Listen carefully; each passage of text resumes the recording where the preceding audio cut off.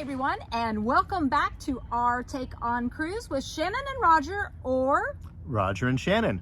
My name is Shannon McKee of Access Cruise, and is with me, as always, Try to spit that one out. Roger Blum with Cruise and Port Advisors. Sorry, I haven't given her a hard time enough lately. You're always giving me a hard time. I don't know what you're talking about. I kind of resemble that remark, but in any case, we've got a lot to talk about in the next few minutes. We do have a lot to talk about in the next few minutes, because last week we posted on Israel, and we want to give an update because, you know, as traumatic as everything is that's happening in Israel right now, and the tragedies that are happening, once again, we've talked about this before, the cruise industry has stepped in, and that's what I love about the cruise industry. In fact, we have the Rhapsody of the Seas, Royal Caribbean, has sent the ship into Israel, into Haifa port, which Access Cruise has been working with since 2016, and they have been evacuating U.S. citizens. At no charge. At no charge, exactly. And in addition to that, we have found out that MSC and Mano Cruises is actually repatriating Israeli citizens that want to come back to Israel.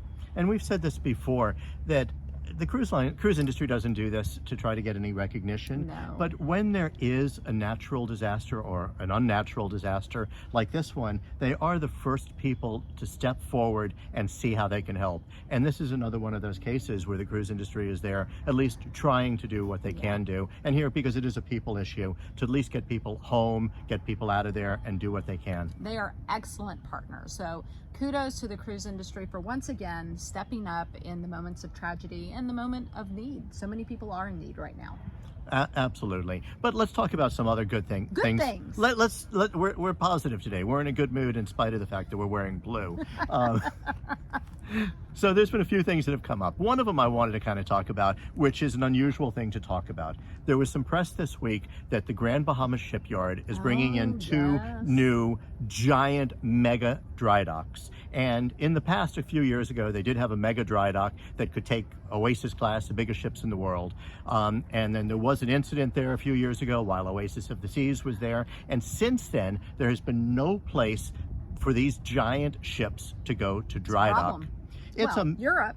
It's a major problem. But for them now to be bringing this in, and it's still 2 years away, they're going to bring in two giant dry docks that will be able to take any cruise ship that's now sailing or sailing in the future. And this is a big deal for not just the marine departments of the cruise lines, but for the itinerary planners, for the revenue people, because these ships still have to go to dry dock, and for the last few years... Every 2 to 3 years, they send their ships to dry dock. So having the ships that are in the Caribbean, now they have a place they can go. Because they've been taking them all the way to Europe. Yeah. And people might be thinking, well, that's cool. There's been some really neat European itineraries for these ships.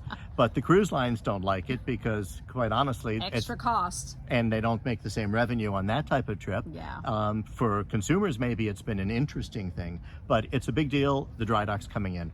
Well, that's wonderful news.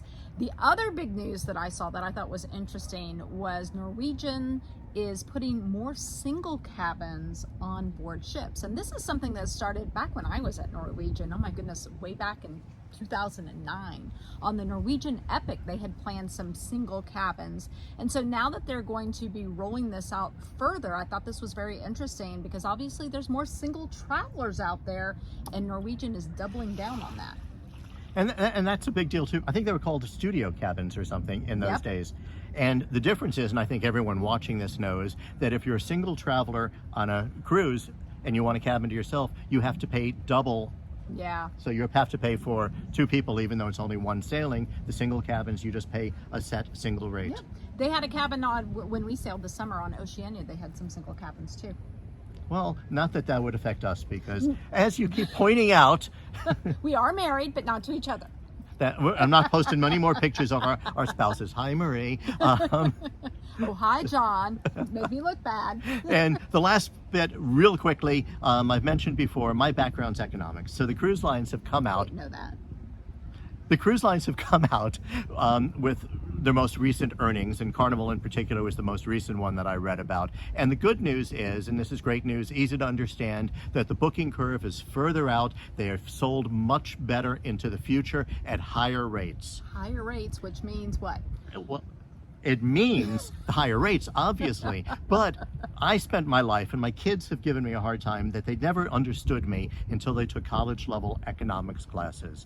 Supply and demand. That means if there's less inventory in the future, that means less supply in the future, which means higher prices. Book your now. cruises now, because the prices will be higher. We've been telling them all along. Absolutely. So absolutely. So it's been a busy week. I'm sure next week is going to be a busy week too, and we can't wait to see you again. hats off again to the cruise industry. Bye. Bye-bye.